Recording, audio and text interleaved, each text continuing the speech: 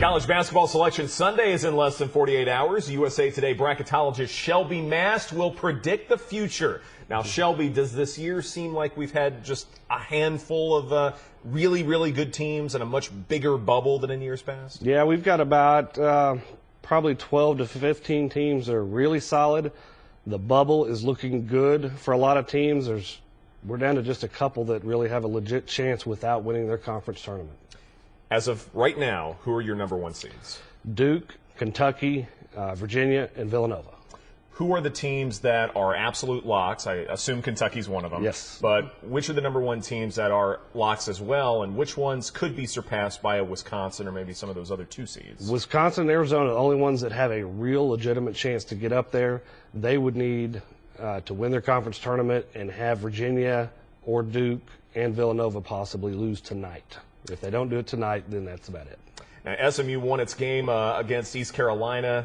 Will they get snubbed again? If not, no. And they're going to make the tournament, yes. What seed do you have them, and is there room for movement? I've got them as a 6 seed right now. I can see their ceiling being a 4, depending on other teams' results.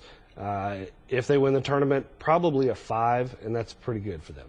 Now, let's go over some of the other Big 12 teams. I'll ask you if they'll make it, and if so, what kind of seed you're expecting, and again, if there's like a range or anything like that. So we'll fire when ready. I'm ready. All right. Texas.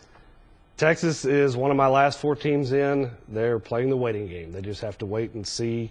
If somebody sneaks a bid, then that could hurt them. Baylor. Baylor's a 3 seed, and I feel comfortable with them as a 3 seed. Oklahoma State. Oklahoma State, they're going to probably end up a double-digit seed, but I think they're firmly in. Oklahoma. Oklahoma, I've got them on the 3 line, and I think they'll stay there. And we'll step outside of the Big 12. How about Texas A&M? Did they play themselves out of the tournament? They did. I think they did. I would be surprised if the committee puts them in the way they're looking coming down the stretch, which isn't necessarily important, but there's not a whole lot of meat on their schedule. As for the tournament itself, is Kentucky going to win the national championship? Is this a foregone conclusion? I hate to say yes, but it looks like it is. I think there's probably 6 to 8 teams that can beat them. Will they beat them? Be tough to see. I'm interested in terms of those who are going to be filling out their brackets. If you ought to pick someone other than Kentucky, just in case it doesn't happen, then maybe you can get a few more points that way, as opposed to picking Kentucky and then pretty much having luck determine your fate. Yeah, you could pick Duke, you could pick Virginia, Wisconsin from the 2 line, maybe Villanova as well. It's going to be the top line teams that beat Kentucky. Virginia's defense is phenomenal. It would be an ugly game, but it would be effective. That's how they want to play. Duke has got big guys in the middle. They've got shooters. Same thing with Villanova and Wisconsin. Wisconsin's got the experience factor.